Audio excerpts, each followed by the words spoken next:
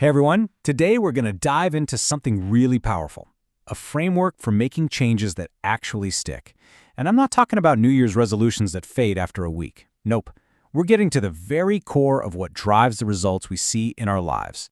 You know that feeling, right? Where you feel like you're stuck in a loop, getting the same results over and over again. You try so hard to change a habit or push for a new goal, but somehow you end up right back at square one. It is so frustrating. So let's figure out why that happens and what on earth we can do to break that cycle. Okay, so here's the big idea we're going to unpack. If you want truly different results, you can't just focus on changing what you do. It's deeper than that. We need a more holistic approach, one that looks at our entire way of being.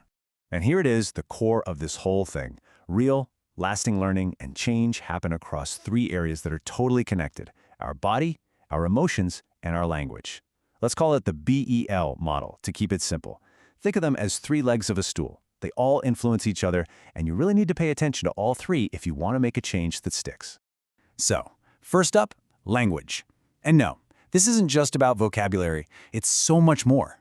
This is the domain where we literally create our world. I mean, think about it. The requests we make, the promises we keep, the offers we put out there, all of those things are acts of language, and they're what shape our future and our relationships. All right, next up, emotions and moods. You can think of your emotional state as the weather. It's the backdrop for everything you do. It sets you up for certain kinds of actions. A particular mood can literally open doors to new possibilities, while another one slams them shut. And finally, we have the body. And this is so important, because this is where change actually becomes real and lasts. Learning isn't just some abstract idea in your head. It gets physically wired into our nervous system. We really truly learn by doing, by physically embodying a new way of being. Okay, so let's zoom in a bit on that emotional domain. Why? Because our moods are often these hidden drivers behind our behavior. And if we can understand them, well, that's absolutely crucial for unlocking real change. Just look at the contrast here. It's fascinating, right? If you're stuck in a mood of, say, resignation, what possibilities do you even see? Probably not a lot. But, and this is the key, if you can shift that just a little to a mood of acceptance, suddenly new doors start to open. The same thing happens when you move from resentment to resolution, or from distrust to trust. Our moods can be our biggest ally or our biggest obstacle.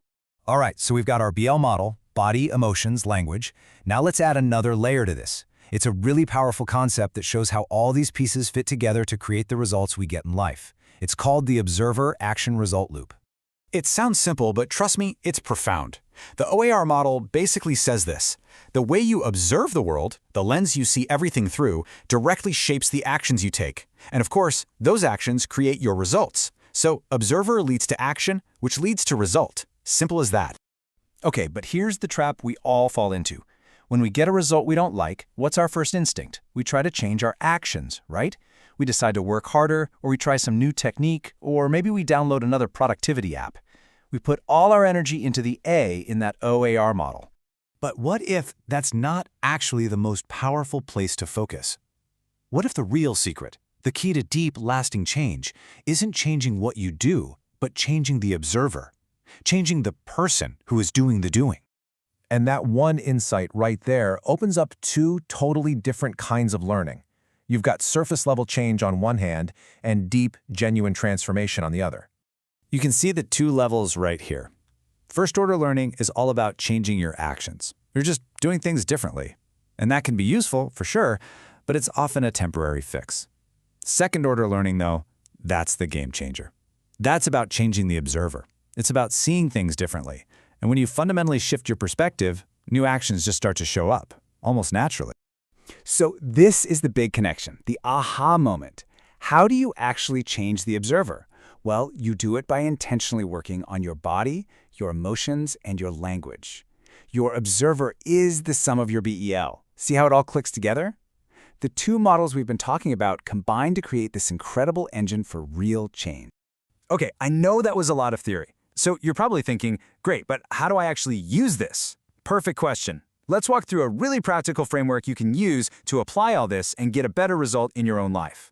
This is a really powerful exercise you can do. First, you just pick a result you got in the last year.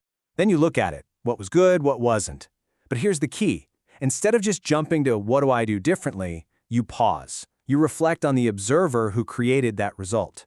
You ask yourself, what moods was I in? What conversations did I chicken out of? How did I carry myself physically?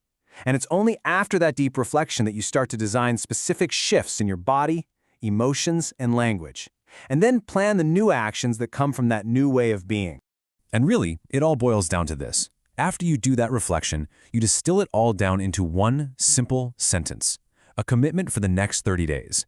And this isn't just another goal to check off a list. It's a declaration. It's who you're committing to be in your body, in your emotions, and in your language, so you can create the future you actually want. So I want to leave you with a question to chew on. Thinking about your own life right now, what's just one small shift you could make in your body, your emotions, or your language today that could start a chain reaction and create a totally different result for you tomorrow?